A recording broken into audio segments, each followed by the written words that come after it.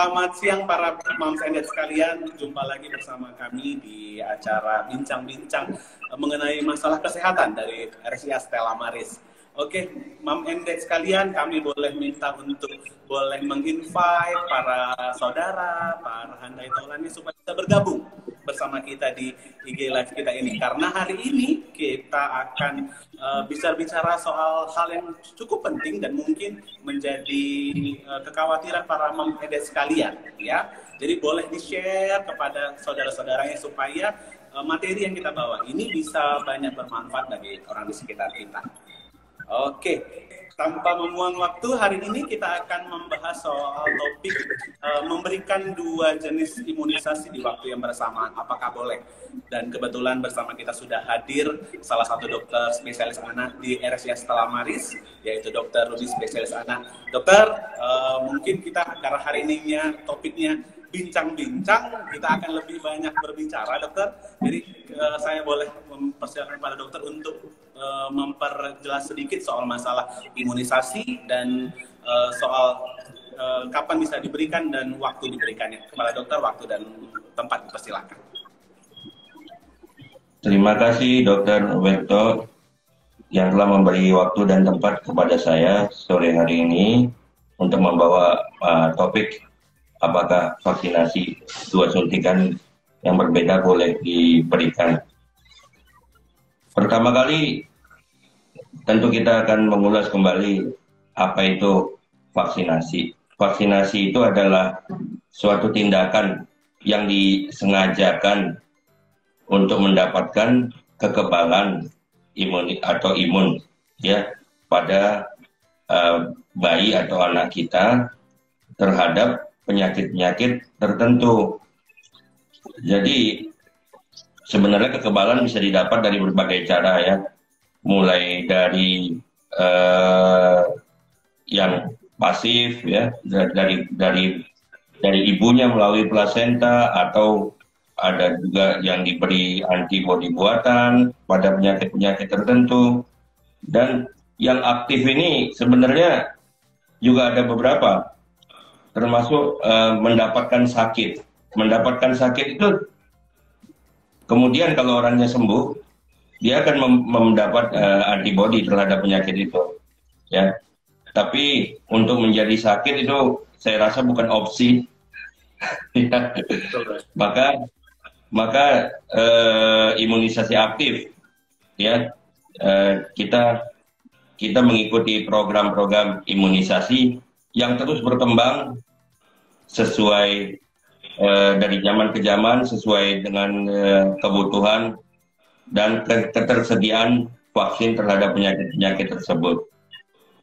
Jadi vaksinasi ini sebenarnya adalah suatu investasi buat kesehatan dan juga di masa hadapan untuk memperpanjang ya, untuk extending life expectancy ya, karena ada vaksinasi yang bisa mencegah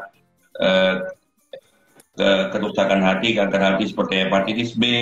Juga ada vaksin anti kanker rahim ya, seperti itu. Jadi itu bisa memperpanjang life expectancy daripada pasiennya. Nah, bagaimana cara memberi vaksinasi? Ini tentu sangat beragam ya, sangat bervariasi antar negara, bahkan pada satu negara pun bisa bervariasi sesuai dengan kebutuhan penyakit apa yang ada di sana. Dan yang kita rekomendasikan untuk di Indonesia adalah mengikuti rekomendasi Ikatan Dokter Anak Indonesia dengan schedule imunisasi yang terbaru. Yang sekarang yang ada di hadapan saya ini yang 2020. Selain itu juga mungkin ada program dari Dinas Kesehatan ya, yang di Puskesmas. Dua-dua baik untuk diikuti dan dua-dua punya kelebihan masing-masing. Nah, sesuai dengan topik hari ini, apakah suntikan 2 kali pemberian imunisasi 2 kali itu diizinkan? Ya, secara umum ini diperbolehkan, ya diperbolehkan, tapi dengan mengikuti rambu-rambu tertentu tentunya. ya.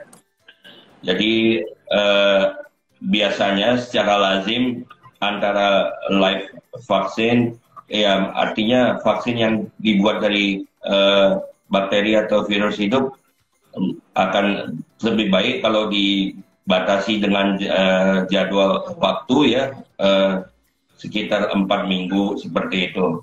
Tapi kalau dengan vaksin yang berbeda, tidak terlalu ada masalah.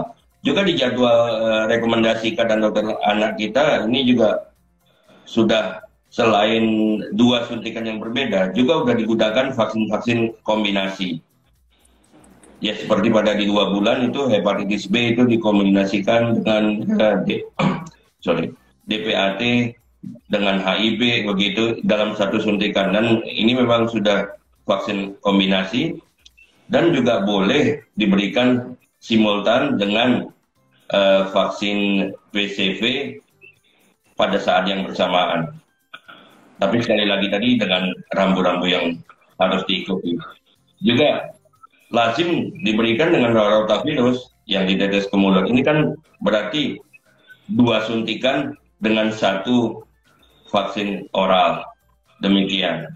Juga vaksin-vaksin lain pada usia yang lebih advance ya.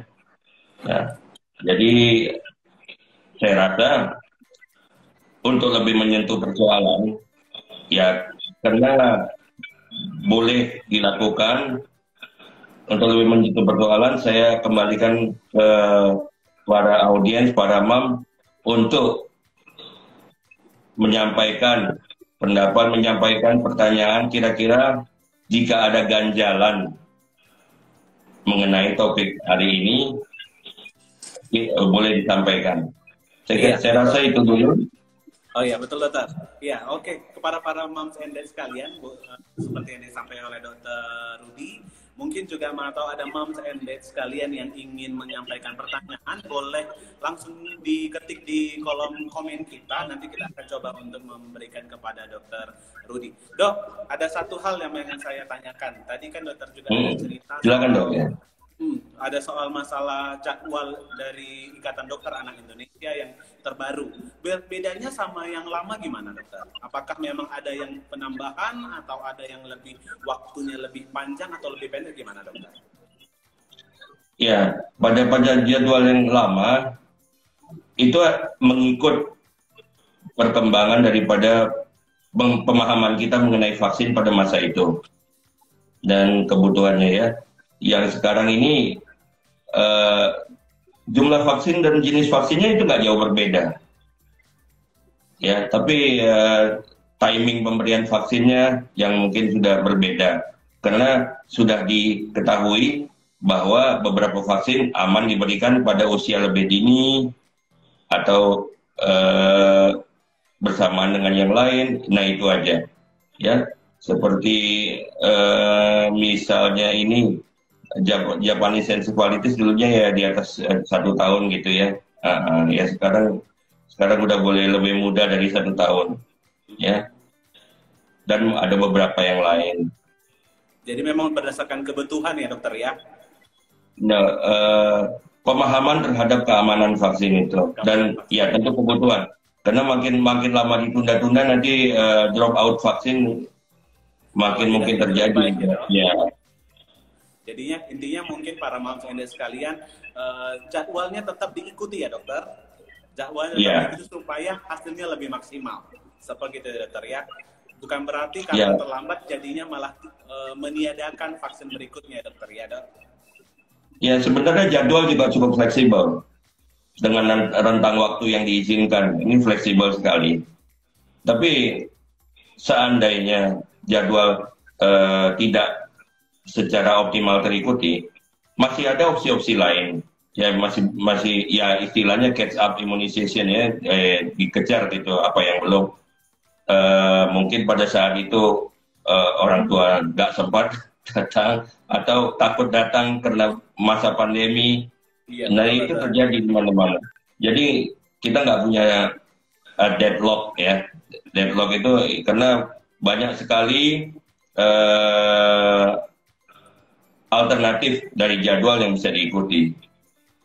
Bahkan juga jadwal imunisasi bagi anak dan bayi yang berkebutuhan khusus ya.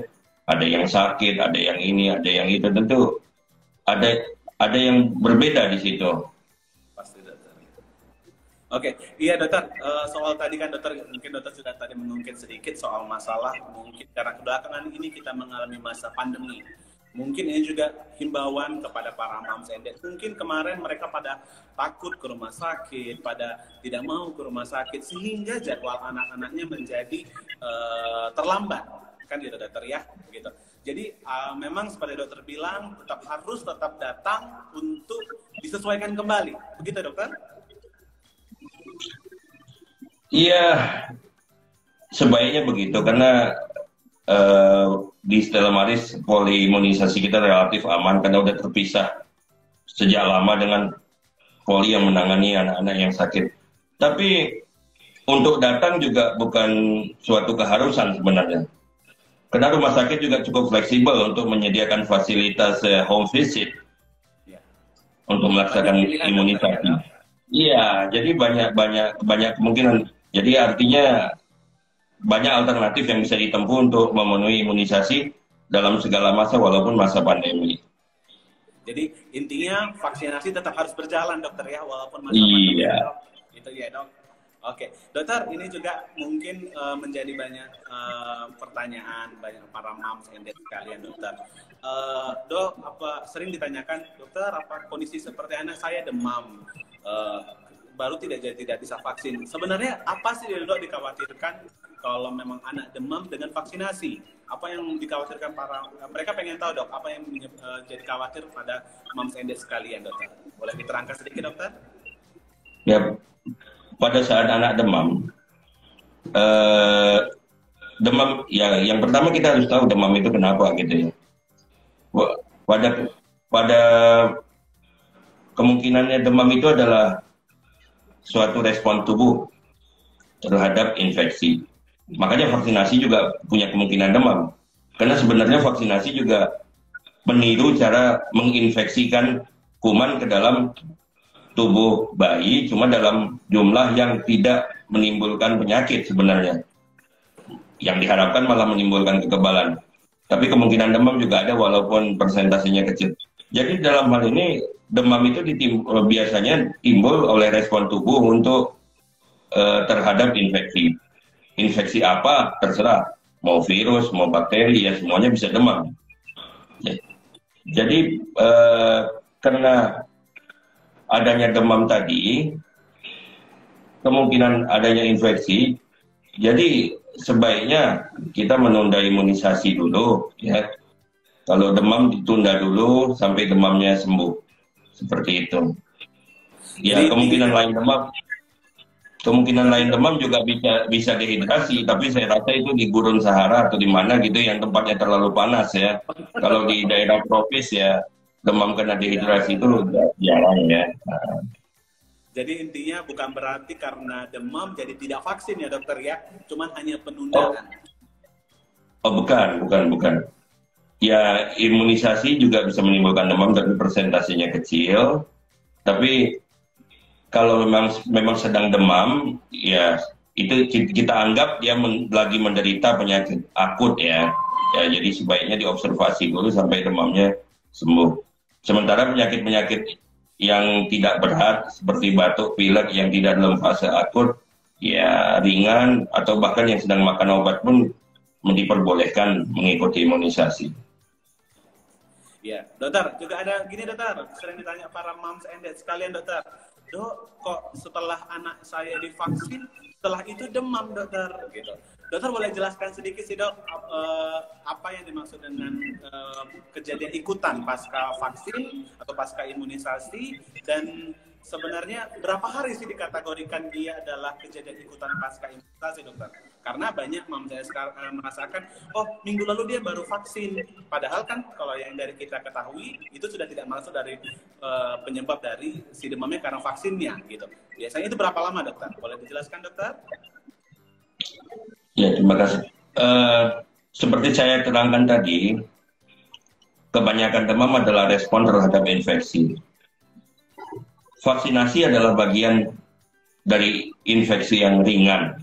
Jadi kita meniru cara infeksi tadi.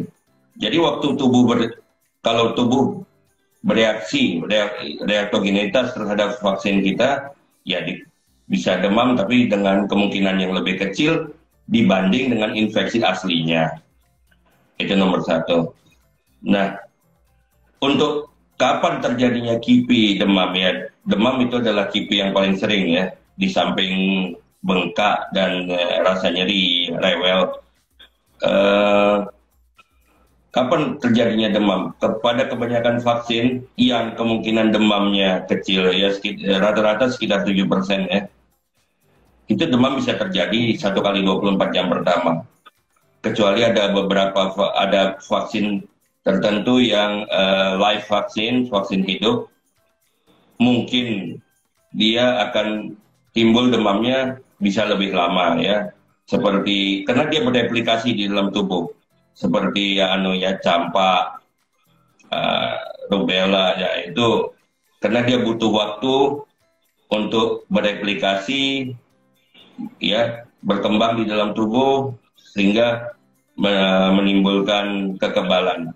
Jadi demamnya bisa lebih lama, kira-kira 48 jam ya, kira-kira sampai seminggu juga bisa itu. Tapi cuma itu aja, yang lain-lain rata-rata cuma 1 kali 24 jam. Dan juga kita perlu, maaf saya tambahkan, kita juga perlu melihat sesudah diimunisasi pasiennya demam. Ya. Kalau demam kena imunisasi, seharusnya dia bebas dari tanda-tanda infeksi yang lainnya. Betul. Jadi sebaiknya Mam dan Dad ini ya kembali ke dokternya untuk mengklarifikasi bahwa demam ini sebenarnya kena apa. Nah, kalau habis diimunisasi, maaf, kebenaran dia kena batuk, pilek atau radang kerongkongan the next day, ya itu bisa juga demam gitu. Cuma tanda-tanda fisik ya daripada radang kerongkongan itu semua itu kan bukan properti daripada imunisasinya ya. Jadi memang untuk mengklarifikasi ini demamnya kenapa gitu, walaupun pada akhirnya penanganan demamnya tetap sama Kan dok ya. Intinya para moms and dad sekalian tidak perlu khawatir ya dokter dengan yang ikutan pasca imunisasi, karena kipi yang biasa sering dipermasalahkan sama moms and dad karena soal masalah demam ya memang kemungkinan ada tapi kecil ya dok. Iya. Ya, dan mungkin juga yang tidak bisa dihilangkan, mungkin ada penyebab lainnya. Sebenarnya bukan karena imunisasinya, tetapi mungkin ada penyebab dari infeksi lainnya, dokter ya. Iya, dan ini harus diklarifikasi. Ya, sebaiknya ketemu dokter kesayangannya di Stella Maris untuk mengklarifikasi. Mengklarifikasi betul ya dokter ya. Setelah paskanya, apakah memang ini karena demamnya atau ini memang karena vaksinnya, gitu ya dokter ya. Ya, tapi sebenarnya kalau demamnya cuma 1 hari, bisa diselesaikan dengan obat-obat anti demam yang ada, ya. Tapi memang sangat butuh diklarifikasi kalau berkepanjangan ya, sampai 2-3 hari ternyata masih demam. Ini ada apa gitu. Ya, karena nggak lazim pada imunisasi begitu ya. Oke, dokter, kalau ini ada juga mungkin yang sering menjadi masalah bagi moms and dad sekalian. Pemberian kan mungkin moms and dad, apalagi yang sudah sering ke Stella Maris, mereka biasa dengan bahasa namanya imunisasi combo, kan gitu dokter. Itu memang kadang-kadang beberapa jenis yang disatuin dokter ya. Imunisasi yang dijadikan satu vial atau dijadikan satu pemberian.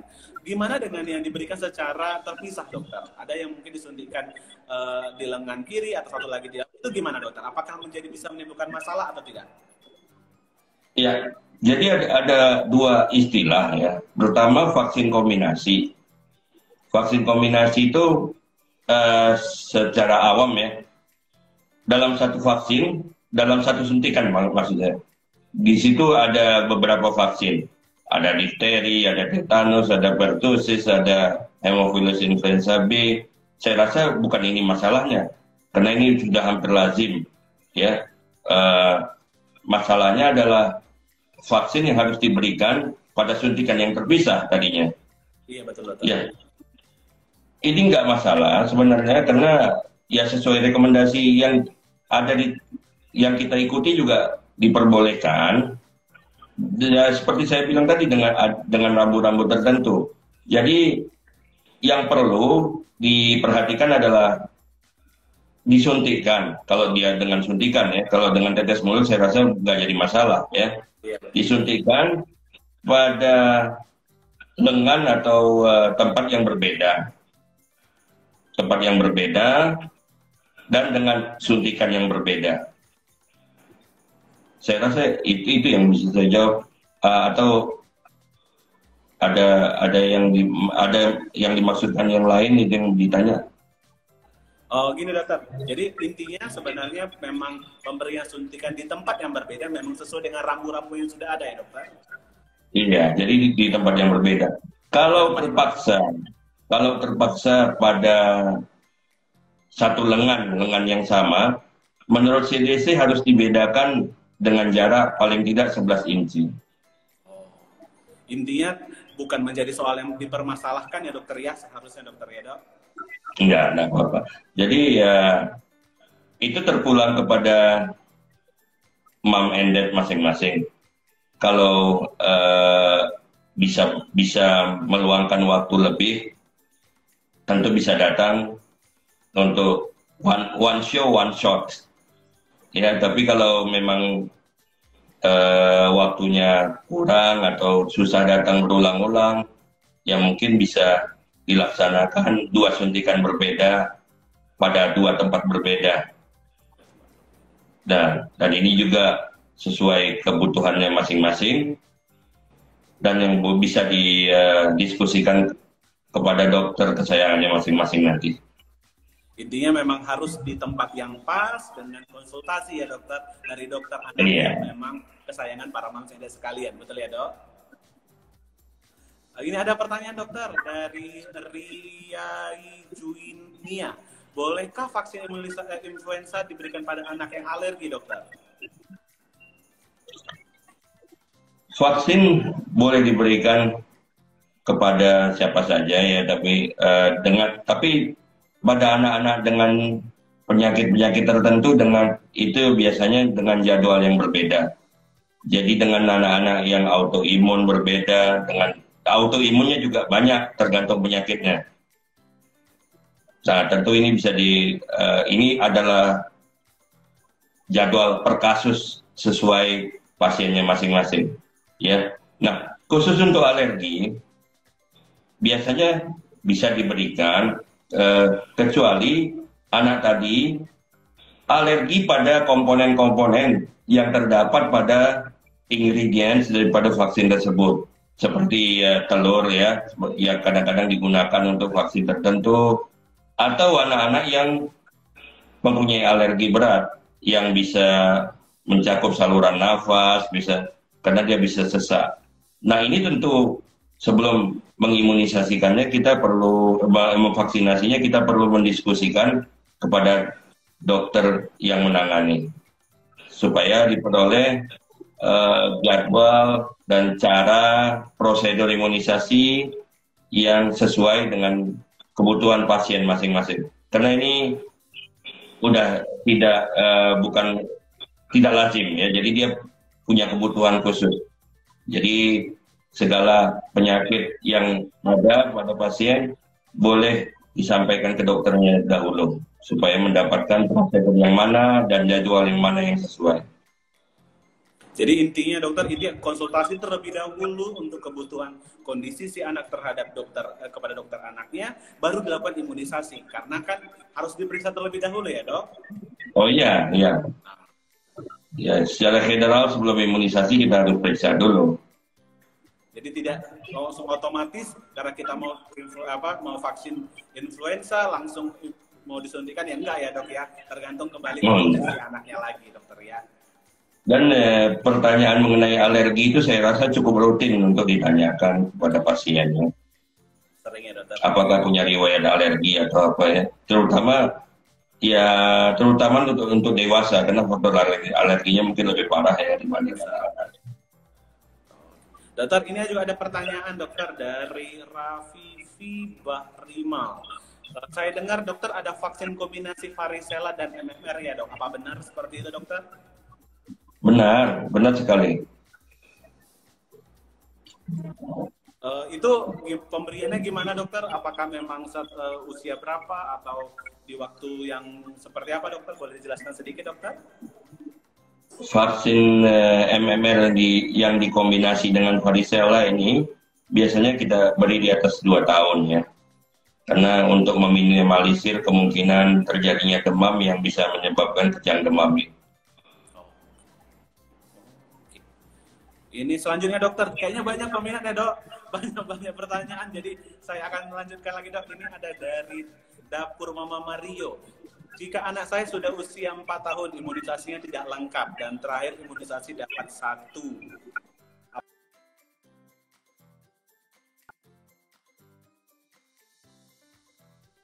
Maaf dokter, terputus, maaf dokter.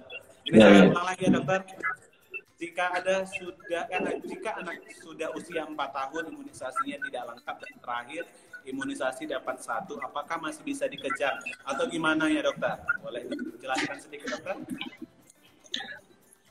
Oke. Sebelumnya saya mesti inform dulu, Mam. Bahkan sebenarnya orang dewasa pun mempunyai schedule imunisasi. Jadi apalagi anak-anak, ya. Jadi apabila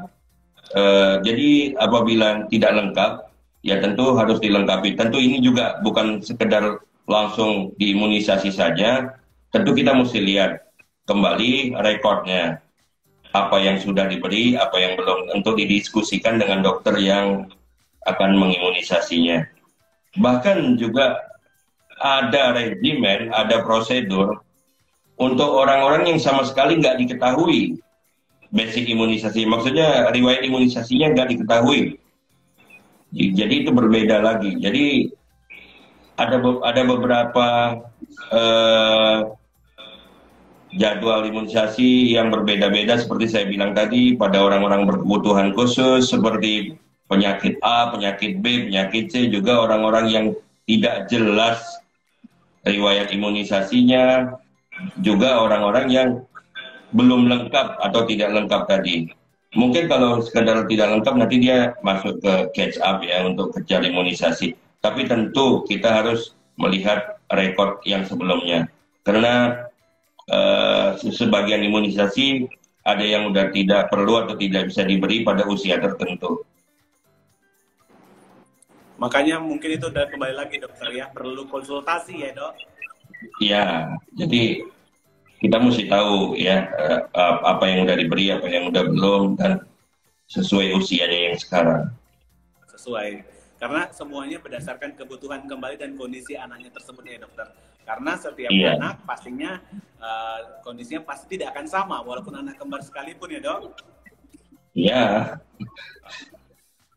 Dokter, ini ada lagi pertanyaan dokter dari Lizzie Chandra. Dok, anak saya kena Kawasaki saat usia 3 bulan. Sekarang usianya 12 bulan. Sejak kena Kawasaki belum divaksin sama sekali. Ya mau saya tanyakan, kapan boleh mulai vaksin kembali ya dokter? Untuk Kawasaki digunakan berbagai obat-obatan ya, prednison atau juga ada imunoglobulin di situ. Biasanya pertama harus dikonsulkan kepada dokter yang merawatnya kapan bisa diimunisasi kembali dan imunisasi jenis apa yang diizinkan. Makanya saya bilang tadi setiap penyakit tentu ada regimennya masing-masing. Iya. Jadi karena vaksin seperti saya katakan ada vaksin hidup, ada yang dilemahkan ya begitu-gitu. Jadi yang mana duluan yang boleh ya tergantung berapa lama anak Anda udah dirawat seperti apa begitu. Jadi sangat bervariasi jawaban untuk itu ya. Berarti nanti kembali lagi boleh, dok. Iya boleh konsultasi ke dokter yang merawat. dokter yang merawat dokter ya. Karena dengan kondisi anak-anak tertentu mungkin juga ada perlakuan-perlakuan khusus ya dokter ya. Iya, mungkin ada beberapa vaksin yang harus ditunda, mungkin ada jenis vaksin yang harus ditunda, tapi kalau sama sekali nggak divaksin ya nggak juga sih, nggak benar gitu. Tidak benar ya dokter ya. Jadi intinya untuk para moms and dad sekalian, kalau sudah terlambat bukan berarti menunda, bukan berarti tidak. Intinya tetap harus dilakukan vaksinasi. Jadwal bisa kita sesuaikan, jadwal bisa dimodifikasi, bisa diatur. Kondisi apapun anak para moms and dad sekalian, intinya tetap dilakukan imunisasi karena imunisasi berguna untuk masa depan ya dokter. Setuju ya dok? Ya, investasi kesehatan. Investasi kesehatan, betul dokter. Dokter, kayaknya waktu juga yang memang harus memisahkan kita pada siang hari ini. Para moms and dad juga mungkin tadi sudah banyak bertanya, mungkin tidak bisa semua saya akomodir, tapi satu yang pasti untuk para moms and dad sekalian, jikalau memang masih mau bertanya kembali, boleh konsultasi terlebih dahulu sama dokter ya dok? Ya, dengan bisa dikonsultasikan dengan dokter-dokter kesayangannya di Stella Maris. Juga kita menyediakan di sini alternatif yang cukup luas selain temu muka di sini untuk vaksinasi, juga tadi ada home visit. Saya rasa cukup luas ya untuk memenuhi kebutuhan. Bisa memenuhi dok ya. Seharusnya sangat bisa dokter ya dok. Ya. Baik dokter, untuk para mama anda sekalian, demikian kegiatan kita, bincang-bincang kita di siang hari ini. Semoga berguna bagi para mama anda sekalian. Saya sekali lagi ucapkan banyak terima kasih kepada Dokter Rudi, spesialis anak, atas waktu yang sangat berharga yang disempatkan kepada kita. Dan saya pasti semoga hal yang kita bicarakan ini sangat berguna bagi mama anda sekalian. Oke, bagi para mama anda sekalian, jika ingin memperoleh informasi tambahan dan soal jadwal para dokter kita termasuk Dokter Rudi, boleh lihat di IG live di IG kita, di Instagram kita, boleh terjadwal semua dokter spesialis anak. Jadwalnya ada di IG story kita. Oke, demikian kegiatan kita hari ini. Jikalau ada saran kritik yang bisa diberikan, kami sangat berterima kasih. Demikian kegiatan kita. Terima kasih. Sampai jumpa.